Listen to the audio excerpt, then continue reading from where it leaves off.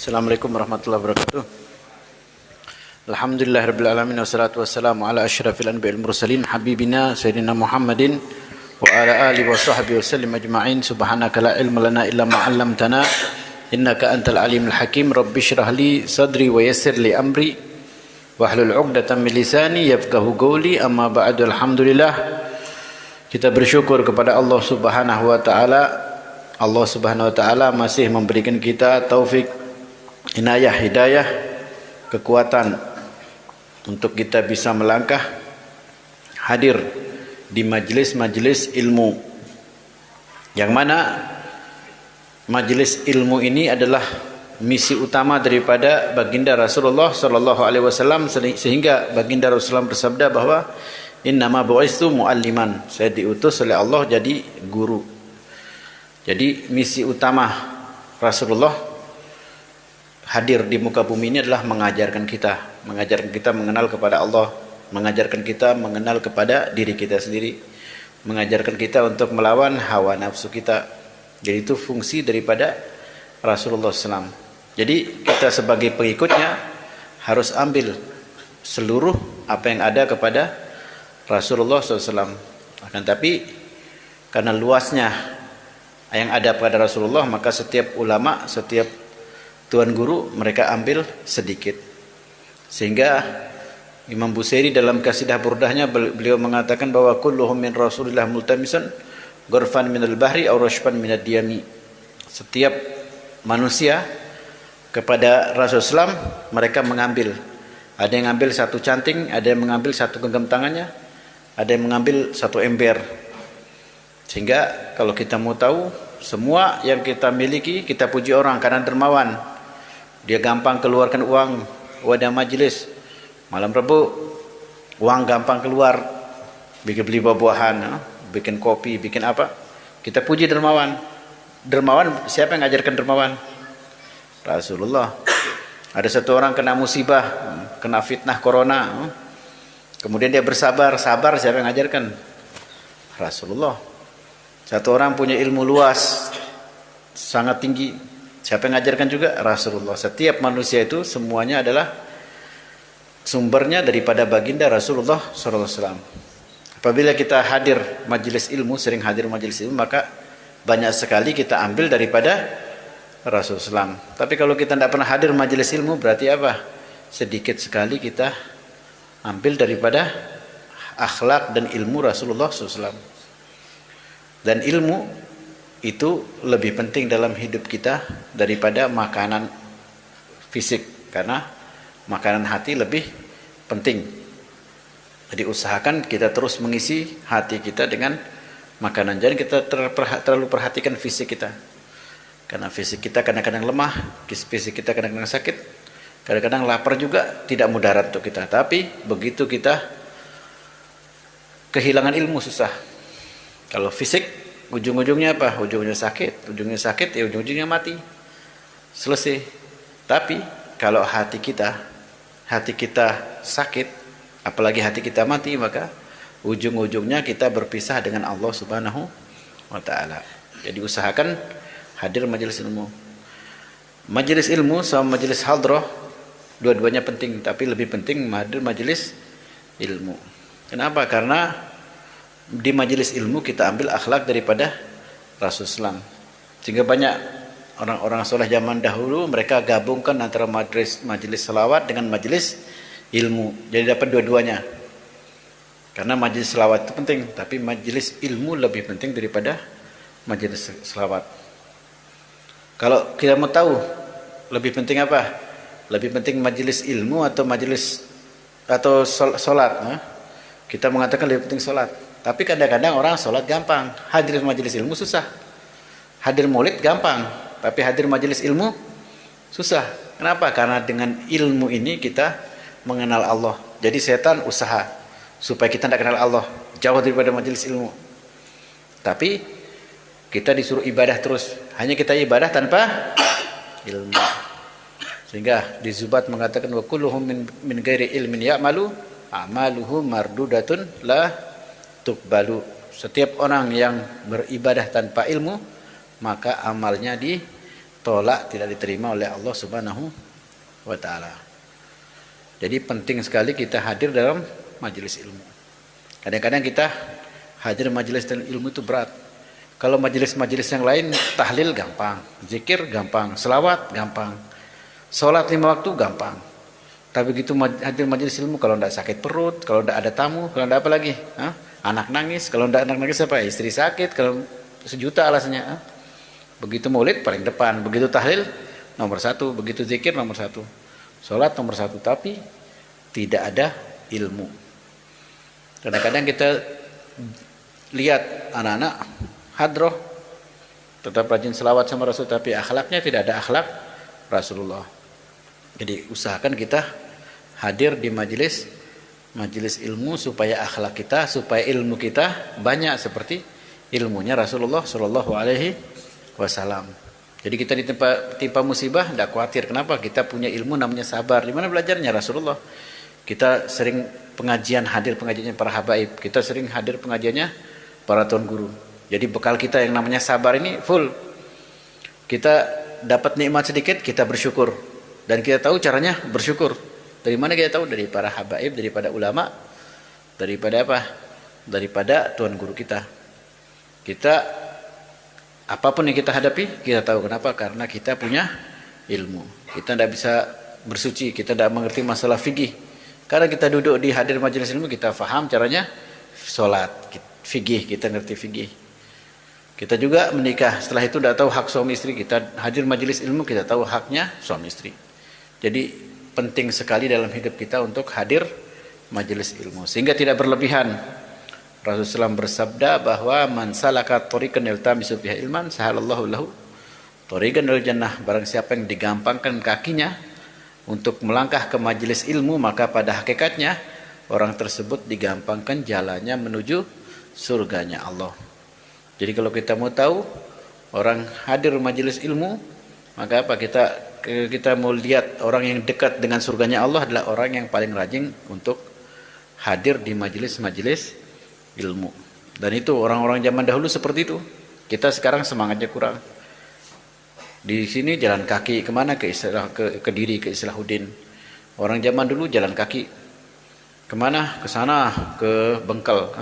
Seperti tuan guru di sini siapa? Tuan guru di sini almarhum siapa? Tuan guru Misbah. Ke Bengkel jalan kaki. Tidak seperti dulu. Tidak seperti sekarang. Dulu itu motor susah, mobil susah, Cidomo aja susah, jalan aja belum bagus, tapi jalan kaki. Jalan kaki kemana? Ke Bengkel, ke Kediri biasa. Kenapa? Untuk dapat ilmu sedikit. Begitu pulang, Allah berikan berkah. Kita, sebagaimana ucapan saudara Muzar barusan, kita didatangi gurunya yang datang ke sini. Saya datang ke sini setiap apa? Insya Allah setiap Rabu. Kalau tidak ada uzur saya datang di sini. Kalau tidak mau datang ke rumah saya tidak apa-apa. Saya datanglah, mungkin hebat-hebat. Orang Kumpung mungkin Masya Allah semua, jadi saya yang datang gitu. Mereka tidak mau saya datang ke rumah saya yang datanglah, tidak apa-apa. Jadi apa? Jadi kita pergunakan untuk kita cari ilmu.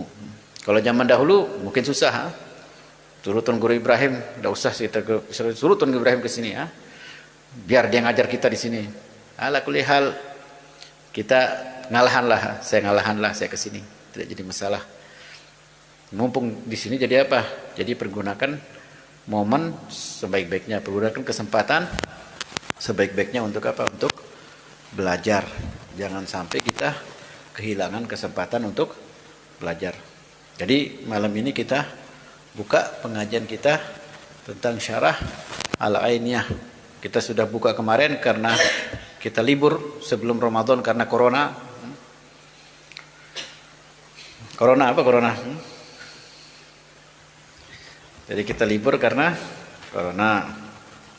Macam-macam kata orang corona ini. Jadi ya sudahlah, kita berdoa saja kepada Allah, mudah-mudahan fitnah dan bala ini cepat diangkat oleh Allah Subhanahu wa taala. Amin ya rabbal alamin. Dan kita lanjutkan daripada pembahasan kita sebelum Ramadan, terakhir masalah takut. Masalah takut dan juga mengharap. Kita sudah bahas masalah al-khaufu war raja'u. Takut dan juga mengharap. Dan kita sudah sama-sama dengar bahwa takut dan mengharap kepada Allah itu adalah barang penting dalam ubudiyah penghambaan kita kepada Allah Subhanahu wa taala. Jika dikatakan bahwa takut itu seperti satu sayap, sedangkan mengharap itu seperti satu sayap lagi. Jadi takut dan mengharap itu adalah dua sayap yang bisa menjadikan kita terbang sampai kepada Allah Subhanahu wa taala. Apabila masih muda, kita masih muda, lebih dikedepankan mana? Sebagian ulama mengatakan bahwa kita kedepankan rasa takut kita, supaya kita tidak macam-macam. Jadi kita masih muda ini harus takut. Harus takut apa? Harus takut kepada Allah. Seandainya besok yang muda-muda kita apa? Kita kena musibah, kepleset, hanya jatuh, akhirnya mati. Kita ketemu sama Allah, apa yang kita kedepankan kepada Allah? Harus kita takut. Ini batuk-batuk, sakit, tapi tidak mati-mati. Teman kita lari-lari, teman kita main bola, main layang, kejar-kejar layang, tahu-tahu kepleset, jatuh di motor. Hanya di motor mati. Jadi harus dikedepankan rasa takut. Jadi kita buka pengajian kemarin, malam apa itu? Malam Sabtu. Ustaz Muzar dah hadir. Kita buka pengajian di situ. Malam Sabtu masalah apa? Masalah pentingnya kita selalu ingat kepada Allah Subhanahu wa taala. Pentingnya kita berzikir. Karena ulama zaman dahulu walaupun Nabi tidak pernah berikan kita apa? Berikan kita bekal namanya ilmu kebal. Tidak ada Rasulullah sanatnya kepada Rasulullah ilmu kebal. Ilmu terbang juga Rasulullah tidak berikan sama kita. Begitu juga para ulama. Ada warisan Habib Abdul Haddad ilmu kebal, ilmu terbang. Tidak ada. Karena tahu hidup kita ini penuh risiko, hidup kita berisiko.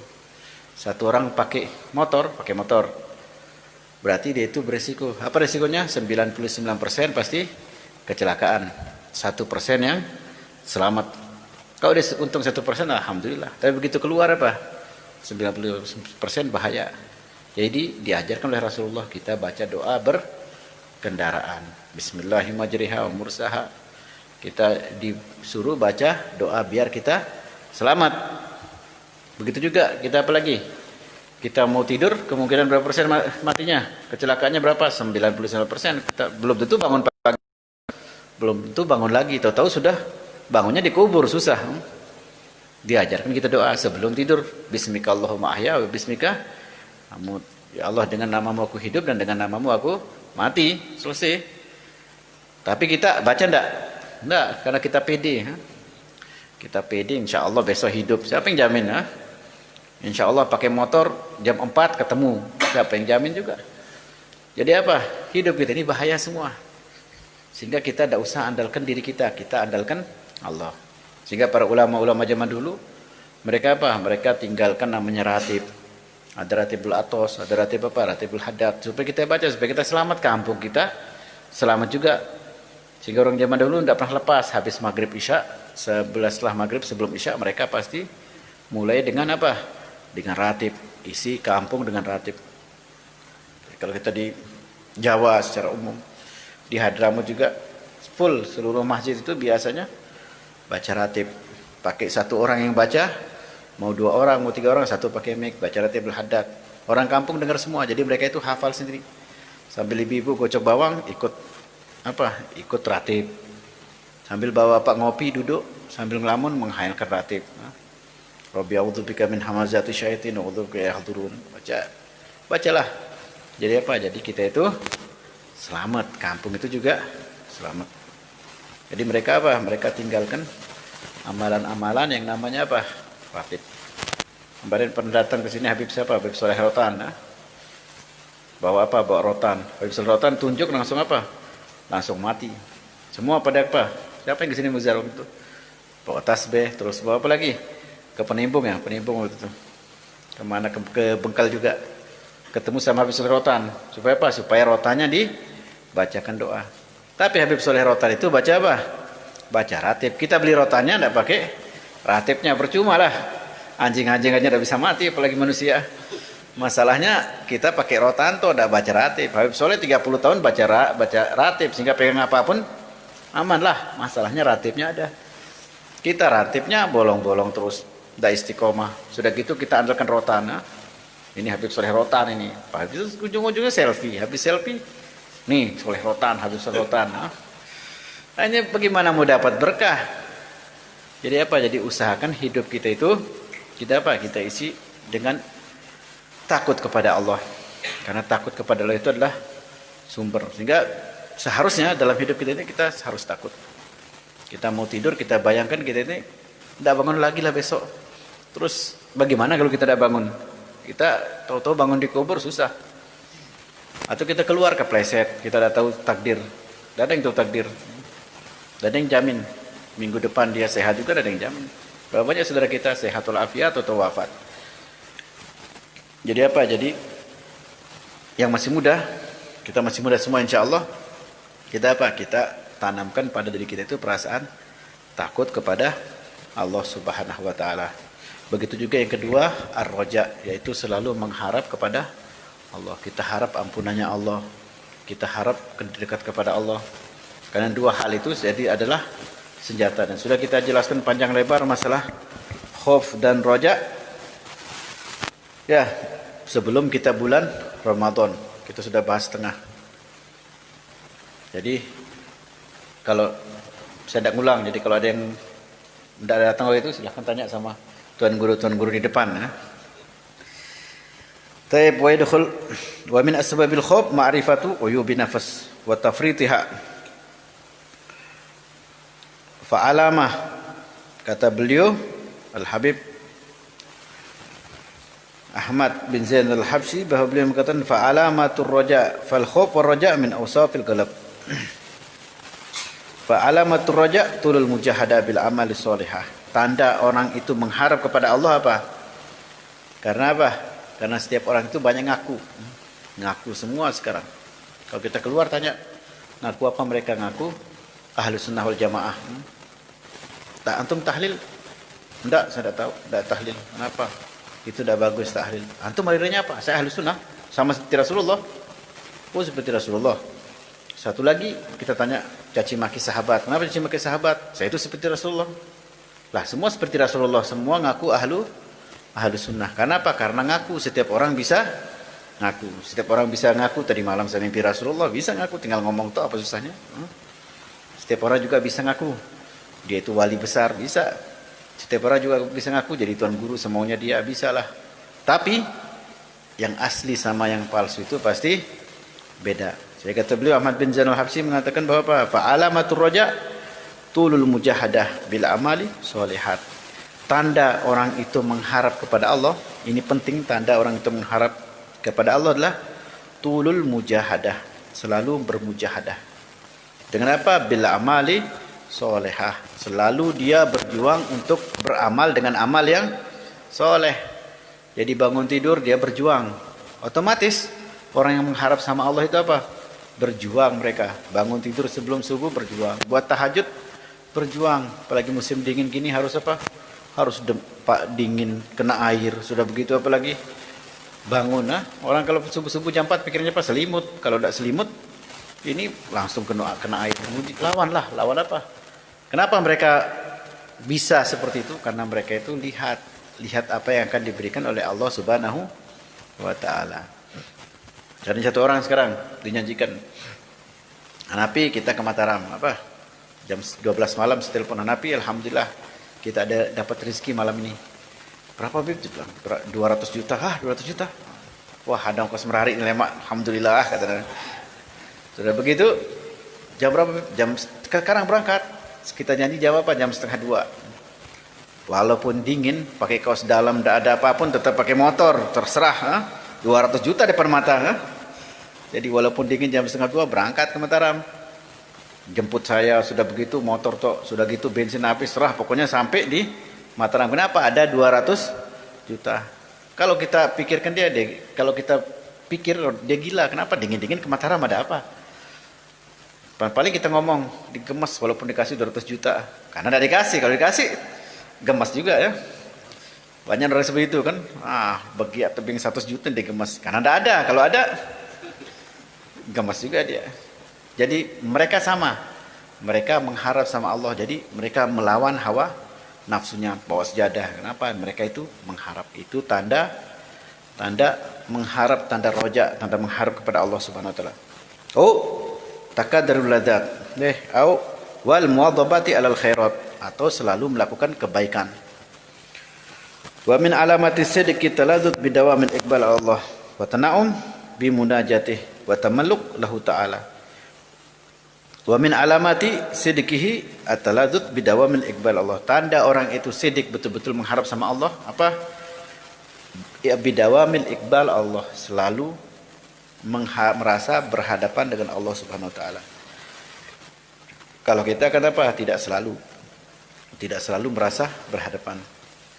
Kita 24 jam tidak pernah merasa kita ini berada di dalam pengawasan Allah. Tidak ada. Kan Syekh Bakar bin Salim, seorang ulama besar yang hidup, kakeknya Habib Umar bin Hafiz. Beliau selama 40 tahun beliau duduknya itu tawarruk seperti tahiyatul akhir. Dalam sholat dan di luar sholat. Dan beliau selalu nunduk, tawarruk, nunduk. Hanya ditanya, kenapa kamu kok duduk seperti itu? Karena ini duduk merendah kepada Allah Subhanahu wa taala. Ini duduknya seorang hamba selama kepada Allah Subhanahu wa taala. Berarti selama 40 tahun beliau itu selalu merasa diawasi oleh Allah selama 24 jam. Kalau kita tidak pernah merasa diawasi oleh Allah. Mungkin Allah terlalu sulit. Kenapa? Allah tidak bisa kita lihat. Guru kita kan diceritakan Habib Munzir Al-Musawa Al-Yarham yang pimpin majelis Rasulullah. Beliau gurunya Habib Umar bin Hafiz di Hadramut. Begitu beliau dapat telepon, lihat telepon ini siapa? Habib Umar bin Hafiz. Langsung beliau lagi nulis di atas kursi nulis. Begitu tahu gurunya datang, langsung beliau hadap kiblat, langsung ngangkat telepon dengan suara Assalamualaikum, alhamdulillah. Siap ngomongnya lemah lembut, seakan-akan gurunya di hadapannya. Kenapa bisa begitu? Karena dia itu sidik, dia betul-betul tahu kedudukannya. Kalau kita tidak, guru kita gibah, kadang-kadang guru kita omongkan, syukur-syukur diomongkan saja. Kadang-kadang difitnah lagi gurunya, plus difitnah lagi. Itu guru kita yang bisa kita lihat, bisa kita duduk, bisa kita raba, bisa kita ketawa sama dia. Bagaimana kita dengan Allah Subhanahu wa taala? Sedangkan mereka para aulia dan orang soleh, mereka selalu merasa apa? Merasa iqbal, selalu ada berhadapan dengan Allah Subhanahu wa taala. 24 jam mereka itu selalu di hadapannya Allah Subhanahu wa taala. Jadi tidak berani mereka itu ngawur. Selalu mengharap pahalanya Allah. Tahu bahwa Allah itu akan berikan pahala kalau dia itu dilaksanakan perintah Allah Subhanahu wa taala. Itu namanya dawamul iqbal, merasa lezat mereka. Wa tana'um bi munajatih, selalu merasa nikmat munajah. Apa munajah? Memohon dan mengharap kepada Allah Subhanahu wa taala. Kan mereka itu selalu munajat itu meminta, memohon hanya kepada Allah Subhanahu wa taala. Kita sudah bahas panjang lebar masalah itu. Jadi kadang-kadang hidup kita ini tidak pernah meminta kepada Allah. Jadi kalau kita susah, kita minta apa?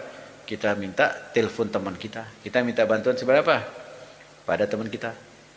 Ada satu orang kena fitnah corona, langsung telepon temannya, yang dokter kayak yang polisi apa, bantu saya. Tidak pernah minta tolong kepada Allah. Sedangkan Allah SWT berfirman apa? Apa firmannya? Fasta'inu apa? Bisobri wassalah. Bantu diri kamu dengan apapun masalahnya dengan sabar, kemudian apa? Salat, disuruh sabar dan salat. Kan satu orang sahabat Abdullah bin Abbas dengar berita kematian anaknya, langsung beliau ambil sejadah, langsung salat. Assalamualaikum, mana kamu wafat? Nah, Allah Subhanahu wa taala berfirman, "Fasta'inu bisobri." Saya sabar, kemudian siapa? Salat. Itulah. Kita minta tolong sama Allah dengan cara seperti itu. Kalau kita enggak, kalau sekarang enggak. Begitu ada musibah langsung apa? Telepon teman, langsung WhatsApp teman. Bikin status galau, tingkat dewa, tingkat tinggi, tingkat apa lagi. Galau pul, sudah begitu, hati-hati, dekat dimakan, macam-macam. Jadi bagaimana bisa selesai masalah kita?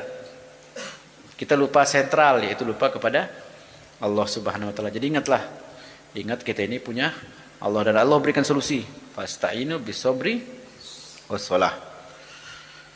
Jadi minta tolong kepada Allah dengan cara sabar dan juga dengan cara salat, ibadah kepada Allah Subhanahu wa taala. Kenapa? Itu cara minta tolong. Jangan minta tolong dengan cara yang lain. Jadi Rasulullah sudah ingatkan kita. Apapun hidup kita, kita minta tolong kepada Allah Subhanahu wa taala. Dan Allah pasti apa? Allah pasti bantu kita. Cuma kita itu tidak pernah munajah, tidak pernah minta tolong sama Allah, tidak pernah kita siapkan diri kita untuk berdoa kepada Allah. Kan saya punya keluarga sekitar 9 tahun yang lalu. Ada istri paman saya. Istri paman saya dia sakit, kena TBC. Kena TBC, divonis TBC sama dokter, batuk keluar darah, dan dia punya anak. Anaknya ini masih kecil. Masih umur berapa? Masih setahun lebih lah. Masih dia nyusu, masih dia ketemu sama ibunya. Ya namanya perasaan ibu pasti sedih lah, tidak bisa ketemu sama anaknya. Dia di Sulawesi, tidak boleh ketemu. Akhirnya apa? Akhirnya bingung apa obatnya. Dikasih obat sama dokter 6 bulan. Hanya dia datang ke rumah pakai masker. Sudah begitu lihat anaknya dari jauh, tidak bisa ketemu. Dia minta apa? Dia minta wirid Khulasoh Madat Nabawi. Hanya saya kasih Khulasoh Madat Nabawi. Begitu dia wirid itu, setengah bulan kemudian sembuh dia. Katanya apa resepnya? Katanya beliau baca setiap hari bangun jam 3:30. Baca Khulasoh Madat, doa akhir malam. Disebut waktu ya Allah, angkat tangan sambil nangis. Akhirnya apa? Disembuhkan sama Allah Subhanahu wa taala. Kenapa? Karena Allah mintanya seperti itu. Jadi jangan kita itu sakit, kita itu kena musibah, kita kembalikan kepada diri kita. Karena kita tidak bisa selesaikan apa-apa. Kita juga tidak bisa menolong diri kita. Kita tidak bisa menolong orang, diri kita tidak bisa tolong apalagi orang lain. Tapi kita jangan lupa kepada Allah Subhanahu wa taala. Apapun musibah kita. Kan diceritakan dulu Habib Abdullah bin Husain bin Thohir. Beliau suatu hari kena musibah. Musibah namanya manusia. Beliau ulama, wali soleh, punya ilmu luas. Suatu hari beliau apa? Beliau tertimpa musibah, ada hutang. Hutangnya besar dan harus diselesaikan hari itu. Ya karena beliau juga manusia. Sama seperti baginda Rasulullah SAW. Beliau sewaktu wafat, apa kita sering dengar, waktu wafat baju perang beliau, baju jirah beliau digadaikan kepada orang Yahudi. Wafatnya Rasulullah, gadaikan baju perangnya kepada orang Yahudi. Kenapa digadaikan sama orang Yahudi? Karena tidak mungkin digadaikan sama umat Islam. Siapa yang tega nabinya menggadaikan baju perang? Hanya supaya karena orang Yahudi tidak hormat sama beliau, beliau gadaikan bajunya tanpa diketahui oleh siapapun, baju perangnya. Kenapa? Dia kan nabi, tidak usah uang sedikit. Malaikat datang minta gunung Uhud jadi emas gunung Uhud. Tapi kok bisa baju jirahnya digadai sama orang Yahudi? Ajarkan kepada kita bahwa manusia memang prosesnya seperti itu. Hanya setelah itu pasti susah, manusia ini pasti susah. Dan Habib Abdullah bin Husain bin Thohir, beliau apa? Beliau susah, kemudian bingung mau kemana. Sudah sholat, sudah ibadah, sudah. Tapi namanya urusan dunia masih galau juga, masih susah juga. Beliau datang apa? Ke bibinya, karena bibinya terkenal ahli ibadah, orang solehah. Hanya bibinya dari kecil tahajud terus. Hanya bicara sama bibinya, dan bibinya bukan orang kaya, bukan tipe orang kaya. Orang sederhana lah. Hanya beliau tahu bahwa bibinya tidak mungkin punya uang. Cuma sebagai orang tua curhat. Hanya duduk sama bibinya, cerita. Hanya bibinya duduk, kenapa kamu kusut begitu? Ya khalati, wahai bibiku, saya ini ada masalah. Apa masalah kamu? Saya ada hutang. Berapa hutang kamu? Kata bibinya. Ya kalau uang Indonesia zaman sekarang lah 200 juta. Oh begitu kata bibinya. Dia mimpi saja tidak mungkin bibinya punya uang 200 juta, orang bibinya biasa saja.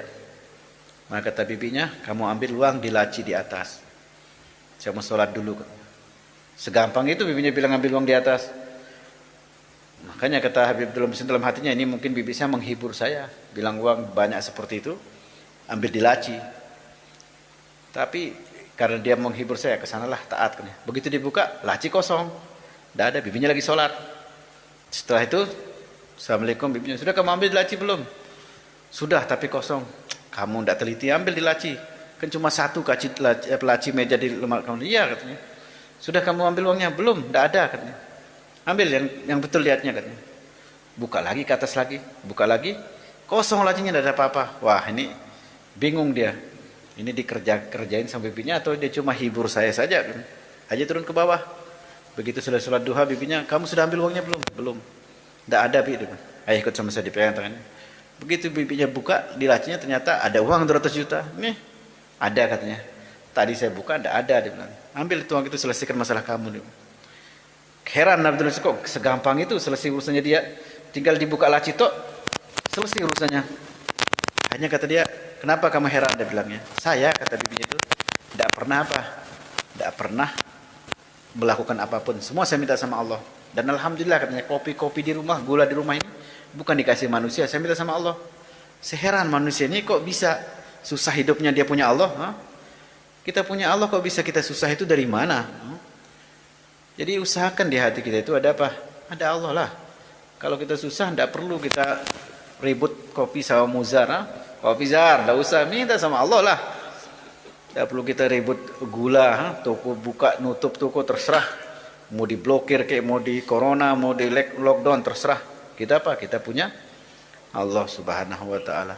Cuma jadi masalah kita ini tidak ada pikirannya ke Allah, kita ini pikirannya kemana? Ke manusia terus. Pikiran kita cuma pengen dibantu terus sama manusia. Kita lupa kepada Allah, Tuhannya manusia. Jadi itu fungsi kita sholat.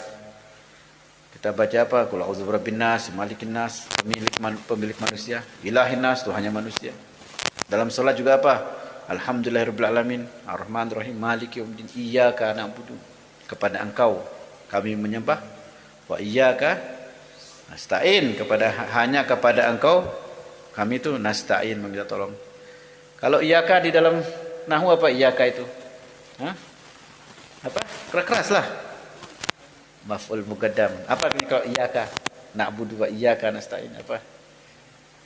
Hanya iyyaka itu yufid al-hasr, terbatas. Hanya kepada Engkau, bukan sama yang lain.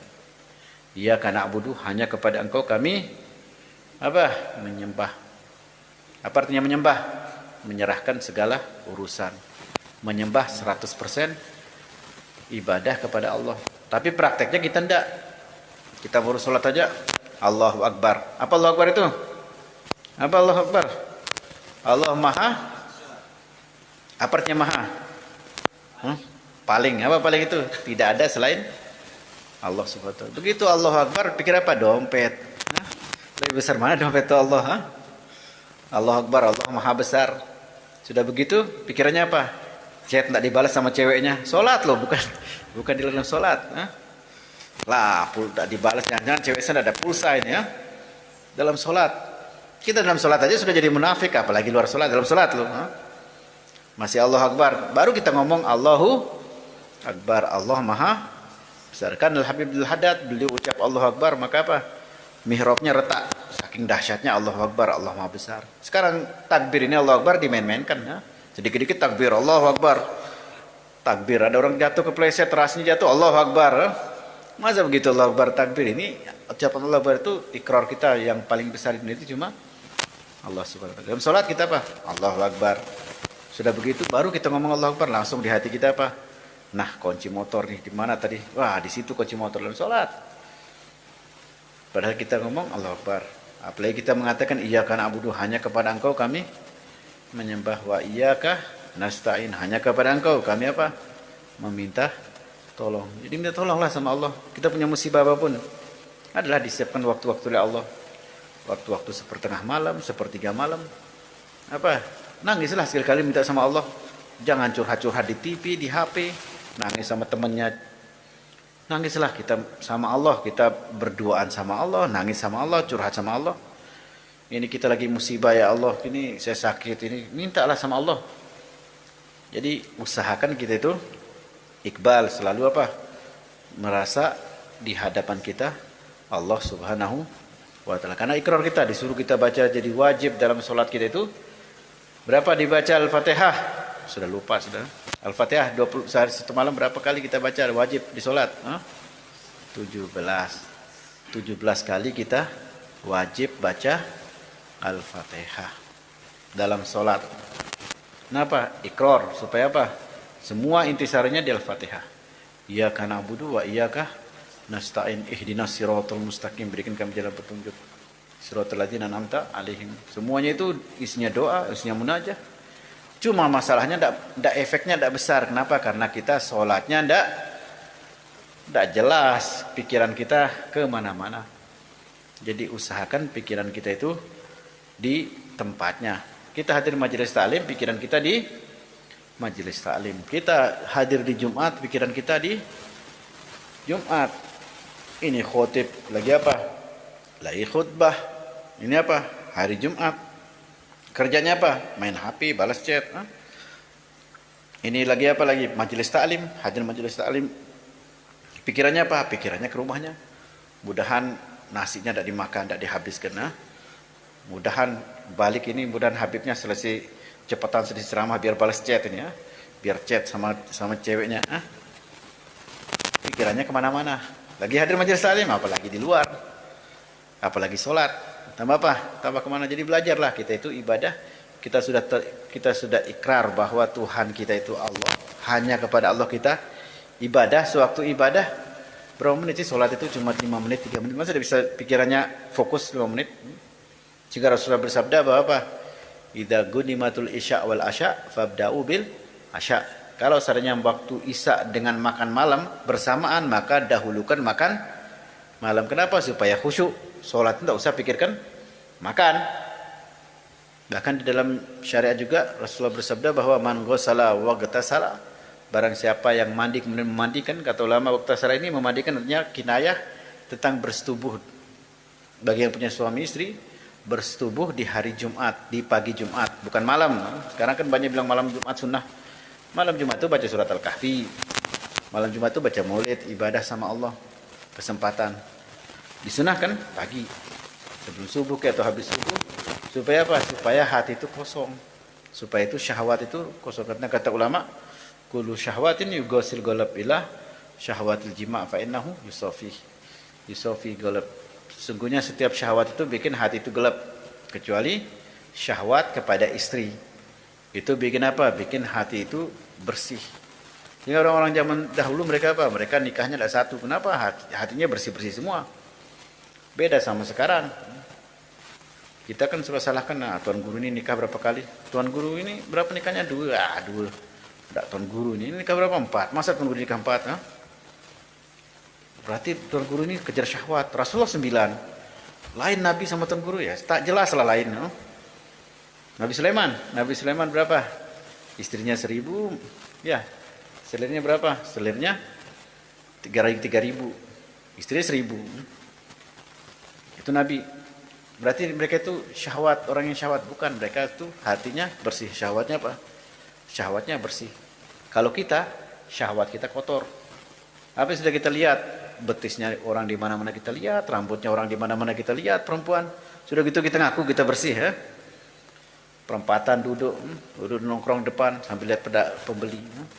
Sambil lihat orang belanja, sambil tiap hari nongkrong. Udah pakai jilbab, sudah gitu rambutnya kelihatan. Setiap hari kita lihat rambut perempuan. Setiap hari kita betis perempuan. Belum di HP iklannya macam-macam.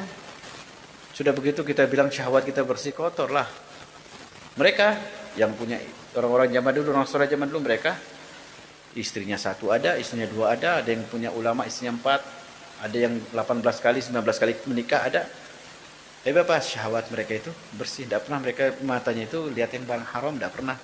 Pikiran mereka itu tertuju kepada yang haram, tidak pernah. Kalau kita tidak, kita ribut sama yang nikah lagi, tapi yang zina tidak kita bahas. Jadi apa? Jadi susah lah. Sama seperti corona kemarin ribut sama masjid. Masjid sampai dipolisikan datang. Kalau orang ke masjid apa? Ke masjid itu orang pakai wudhu, pakai mandi dulu, baru pakai wudhu, ganti baju ke masjid. Orang bersih tidak ke masjid itu? Insya Allah bersih semua. Kalau orang ke pasar, orang bersih atau kotor? Orang kotor. Kok pasar dibahas, kok masjid aja dibahas? Kok masjid perlu polisi sedangkan pasar tidak perlu polisi? Jadi kacau lah kayak begitu.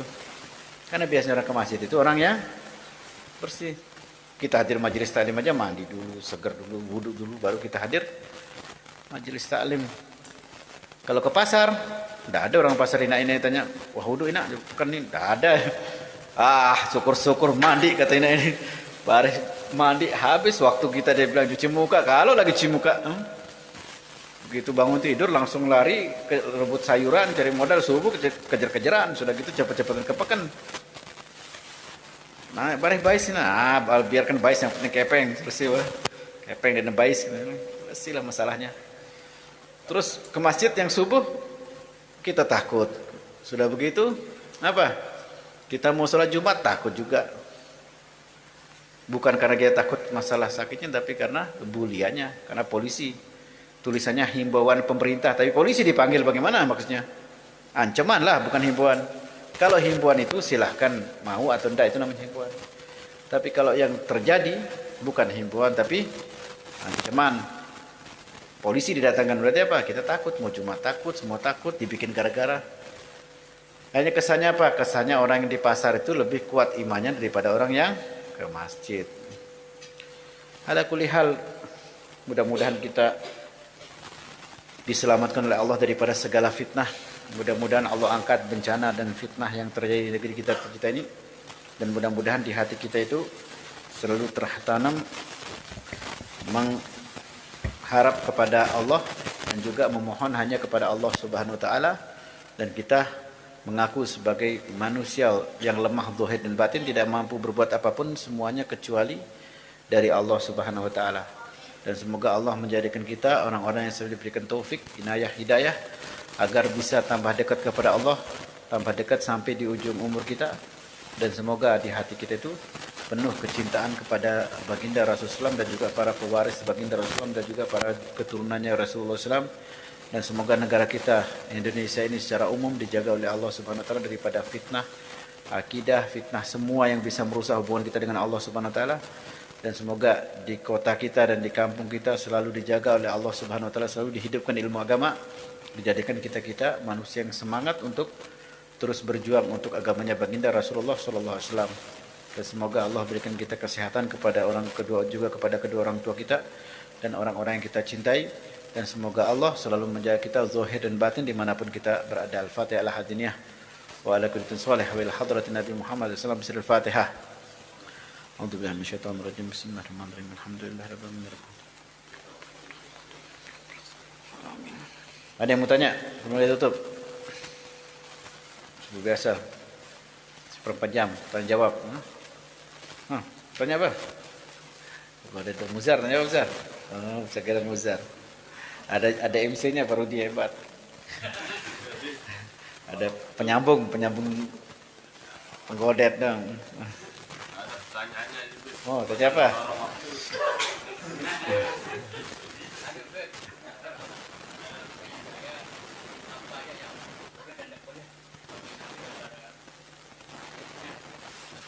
Bolehlah semua Rasulullah SAW itu. Kalau Nabi itu ada namanya mungkin. Karena setiap Nabi itu pasti dia itu punya sifat nomor satu itu ma'asum. Apa ma'asum itu? Terlepas daripada perbuatan salah baik dosa kecil maupun dosa besar. Itu namanya ma'asum. Itu spesialis untuk Rasulullah, untuk Nabi. Tapi keturunannya Rasulullah tidak ma'asum. Bedalah Nabi sama keturunannya. Jadi ya paham saya, makanya itu namanya keperbedaannya dari dasar. Enggak apa-apa. Nabi maksum, zuriyahnya juga tidak maksum. Begitu juga spesial seperti Rasulullah. Rasulullah itu apa? Bisa nikah, tidak ada terbatas, tidak ada kuotanya Rasulullah. Kalau kita dibatasi oleh Al-Quran 4, tidak boleh lebih dalam satu waktu. Begitu juga apa yang dipunyai sama Rasulullah semuanya suci. Kotorannya Rasulullah suci. Apalagi di malam kita bahas masalah, kemarin malam Sabtu kita bahas masalah najis. Apakah satu orang, tadi malam ada nanya, apa kita, kan Rasulullah diminum darahnya sama sahabat Abdullah bin Mas'ud, minum darahnya Rasulullah SAW. Karena waktu itu dicanduk Rasulullah, canduk itu darah kotor. Maka Rasulullah bersabda, buang dia, itroh di tempat yang tidak dilihat sama manusia. Nanti sahabat Abdullah Mas'ud keluar, lihat kiri kanan, diminum sama dia, kan tempat lihat manusia. Hanya datang, kok cepat kan? Jangan-jangan kau minum. Ya Rasulullah, saya minum. Maka Rasulullah bersabda, setiap apabila satu tempat di situ ada darah saya, maka tidak akan tersentuh api neraka. Itu apa? Keistimewaan bagi Rasulullah. Bukan Habib lagi, jangan minta darah saya dong. Berkah Habib, berkah Habib. Mati saya kita cepat. Jadi yang PMI itu donor darah, Habib donor darah. Hanya begitu kena sama putu jadi Habib juga putu. Enggak lah.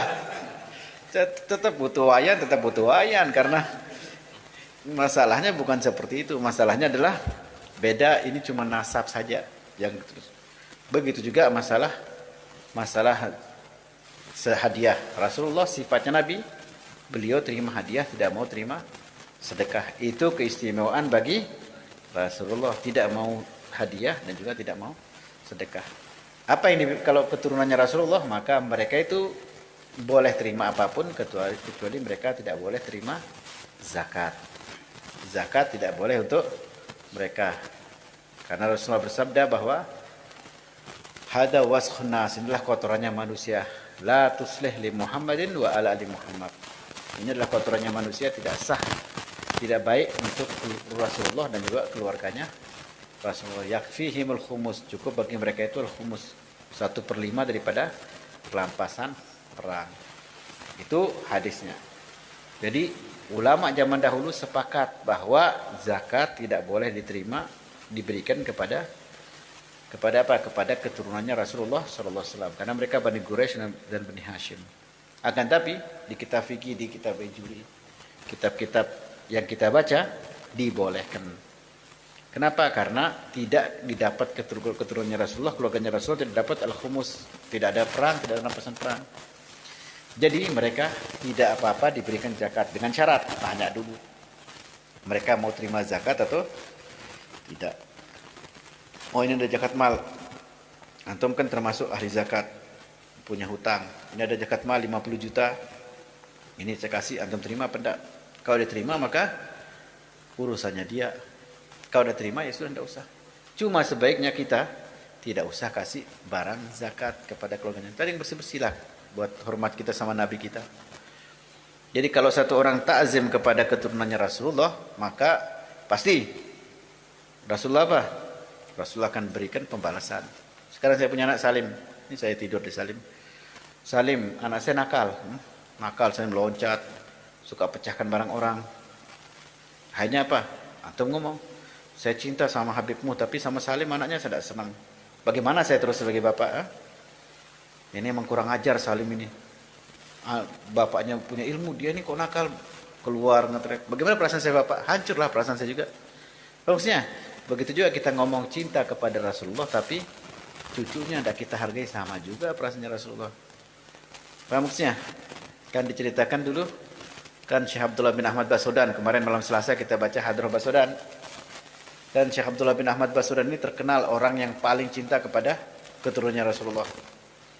Kebetulan datang suatu hari, datang satu orang Habib. Habib ini agak nyeleneh dia. Dia tahu Syekh ini cinta kepada habaib, dan dia juga anggap remeh Syekh ini, tidak dihargai. Hanya dia jalan, kemudian kata Syekh Abdullah bin Ahmad, ya Habib, antum kan perjalanan jauh, baik kuda, dan antum capek, saya mau pijit kakinya, minta berkah. Sedangkan Syekh Abdullah bin Ahmad itu posisinya jadi apa? Jadi wali besar zamannya dia, jadi mufti, jadi alim. Satu negeri itu paling alim dia. Kata Habib ini apa? Daripada kamu pijit kaki saya tidak capek kaki saya. Yang capek itu kaki kuda. Kamu pijit kaki kuda lah, kata dia. Syekh Abdullah bin Ahmad Basudan langsung dari itu langsung ceria dia. Mas Yakhir, kalau antum yang suruh pijit kaki kuda, nah pijit kaki kuda. Hanya diambil kudanya, diikat, dipijit kakinya. Taat sama apa? Sama Habib nih, suruh pijit kaki kuda, pijit kaki kuda. Muzar belum saya suruh pijit motor saya itu. Jadi pijit kaki kuda. Pijit kaki kuda dengan ikhlas, pijit kaki kuda. Kaki kuda berapa? 4, 4-nya dipijit ya. Manusia 2, ini 4 kaki kuda dipijit 4-4-nya. Sudah gitu datang lihat Habibnya tidur juga Syekh Abdullah. Masya Allah, malamnya mimpi Rasulullah. Rasulullah senyum sama dia. Akhirnya Syekh Abdullah bin Ahmad Basudan langsung diam juga. Ya Syekh Abdullah, katanya, kamu pijit dari kuda, katanya Rasulullah. Tentu ya Syekh Abdullah. Masya Allah, saya senang, katanya. Kamu senangkan cucu saya juga senang. Hanya pergi Rasulullah, bangun pagi langsung kasih minum teh Habib ini. Masya Allah, berkahnya antum, berkah pijit dari kuda ini tadi malam saya mimpi Rasulullah. Masa, katanya dia. Rasulullah bersabda, saya ini senang. Kenapa? Kamu senangkan cucu saya juga senang kamu senangkan cucu saya, katanya. Akhirnya dengar gitu Habibnya nangis, kemudian mengatakan, sudah saya tobat, sekarang saya mau jadi murid kamu, saya mau sekolah, sekarang saya mau belajar agama. Hanya belajar agama, jadi orang soleh, jadi alim. Kenapa? Karena senang kan cucunya Rasul. Jadi janganlah kita kasih zakat mereka. Kenapa itu kotor? Jangan, tidak pantas lah. Walaupun ulama mengatakan boleh, sebaiknya jangan dikasih barang-barang yang bersih, kasih barang-barang yang halal, kasih barang-barang yang bagus lah untuk mereka. Kenapa? Karena mereka ini bersih, jangan kita kotori. Jadi para habaib itu mereka itu pada bersih. Cuma kita ini yang ngotori dia. Kita ajarkan dia hasud, hatinya sudah bersih jadi hasud. Kita ajarkan dia dengki, hatinya dengki. Jadi intinya pertanyaan itu ada yang boleh sama Rasulullah, ada yang tidak boleh sama Rasulullah. Kalau keturunannya Rasulullah, mereka itu tidak spesial seperti Nabi. Mereka itu sama seperti kita manusia. Mereka itu dalam Islam sama. Haknya dalam Islam juga sama. Cuma spesialnya mereka itu, nasab mereka itu bersambung kepada Rasulullah. Dan kita tidak tahu, masih misteri. Siapa yang lebih dicintai di antara keturunannya Rasulullah. Mungkin saja yang Habib yang lebih nakal dicintai. Siapa tahu ada Habib yang ngetrek itu lebih cinta sama Rasulullah, kita tidak tahu. Karena biasanya kakek juga sama, lebih sayang kadang-kadang anaknya yang nakal, cucu yang nakal daripada yang soleh. Ha? Ada kakek seperti itu, kalau dia anaknya, cucunya satu pecahkan pot, diam, dia ketawa dia. Yang ke masjid biasa saja. Ada kayak gitu kan macam-macam kakek ini. Jadi kita tidak tahu juga yang mana yang cucunya Rasulullah yang disayang, kita tidak tahu. Jadi tugas kita itu ta'zim, hormat kepada dia bukan karena cucunya tapi karena Rasulullah. Jadi mereka itu sama seperti kita, haknya dalam Islam juga sama, tidak boleh nikah lebih dari 4, tidak boleh dalam satu waktu. Tidak boleh mereka juga apa? Tidak boleh mereka juga lakukan sesuatu yang haram. Mereka itu tetap bukan maksum, tetap punya khilaf seperti kita. Cuma dalam masalah zakat dalam fikih, mereka tidak sebaiknya tidak usah diberikan zakat. Tapi ada ulama mengatakan boleh, dan itu sepakat bukan satu ulama, 70 ulama. Seperti Izzuddin Abdul Salam, ulama-ulama yang mereka itu sudah kaliber, mereka mengatakan boleh. Cuma kita sebaiknya jangan diberikan ke mereka zakat. Maksudnya, jadi Rasulullah tidak boleh terima zakat, tidak boleh terima sedekah, keistimewaan. Beliau cuma boleh terima hadiah. Kita keturunannya tidak boleh terima zakat. Hadiah tidak apa-apa, sedekah juga kalau terima kasih dan mereka terima, tidak jadi masalah. Paham Ustaz? Jadi samalah kita sama habaib ini sama, semuanya sama. Cuma mereka ada beberapa hal yang tidak sama dengan kita. Kalau Nabi otomatis beda. Nabi 9, kita tidak boleh lebih dari 4. Nabi tidak pakai wali. Nabi kalau nikah sama siapapun tidak perlu pakai wali. Tidak perlu pakai wali, tidak perlu pakai saksi, tidak perlu pakai mahar. Nabi, kita harus pakai wali, harus pakai mahar, harus pakai saksi, baru sah nikah kita. Jadi beda, ada beberapa perbedaan yang kita tidak punya. Wallahu alam. Paham Ustaz? Jelas? Apa lagi yang ditanya? Uzar, apa tanya? Ustaz, tanya apa? Di sini. Garis kiri, ya. Garis kiri, garis kanan, garis lurus. Tidak ada semua. Siapa cari jodoh ini? Semuanya banyak cari jodoh. Sudah cari jodoh itu, tapi diminta sama Allah lah. Dicari tidak bakal ketemu. Karena setiap barang dicari pasti tidak ketemu memang. Kunci hilang dicari, tidak ketemu. Tidak dicari di depan mata. Yang usah dicari jodoh itu tidak usah. Jadi diminta lah sama Allah. Ya, Nabi. Saya Nabi. Nabi terus diserang. Baik, lagi satu pertanyaan sebelum kita tutup. Rudi tanya lagi, apa tanya? Ada? Juru bicara nih. Ya. Lorong waktu di.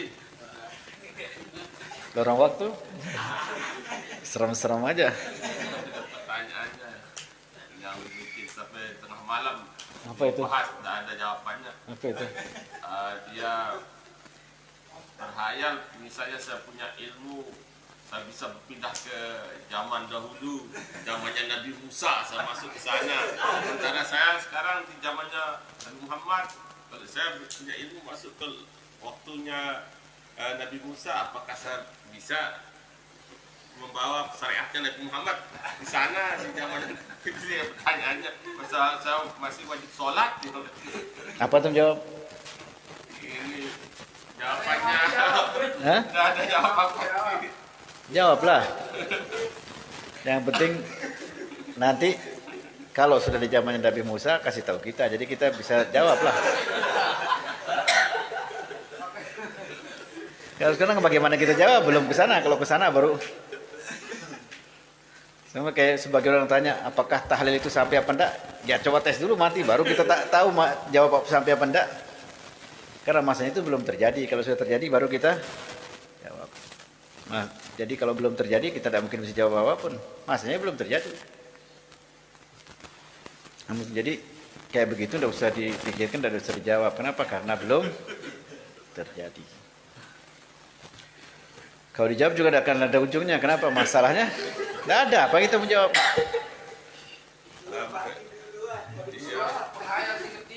Tidak apa-apa.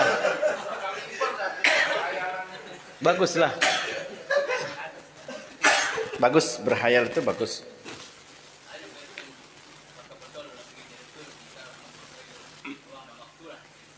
Enggak betul. Enggak betul. Panjang umur ya, tapi mau dimensi waktu enggak betul. Karena masalahnya ruang dan waktu itu punyanya Allah Subhanahu wa taala, dan Allah bisa kok.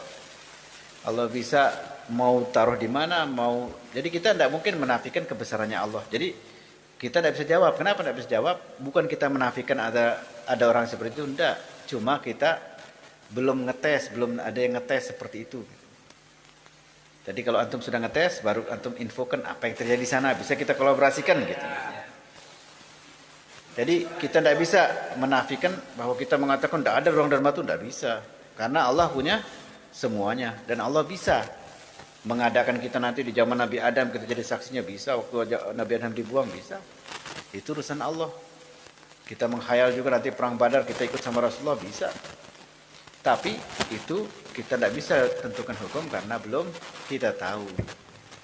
Jadi ulama itu pasti berikan hukum apabila sudah diketahui. Jadi yang jelas kita tidak bisa menafikan membatasi kekuatannya Allah. Apa yang dipunya sama Allah tidak bisa dibatasi. Yang menjadi masalah kita yang terbatas. Nah, karena kita terbatas ini, maka kita tidak bisa memberikan satu hukum apabila hukum itu belum terjadi. Apabila sudah terjadi, baru kita ulama adalah nulis seperti fikih. Seandainya satu orang dari sini terus jalan tiba-tiba di Mekah, bagaimana hajinya? Ditulislah sama ulama, ada di fikih mukarrar. Di nasnya juga ada. Satu orang umroh tiba-tiba sholat Jumat di Mekah, bagaimana hukum Jumatnya? Apakah dia pakai wajib waktu Mekah atau wajib waktu sini?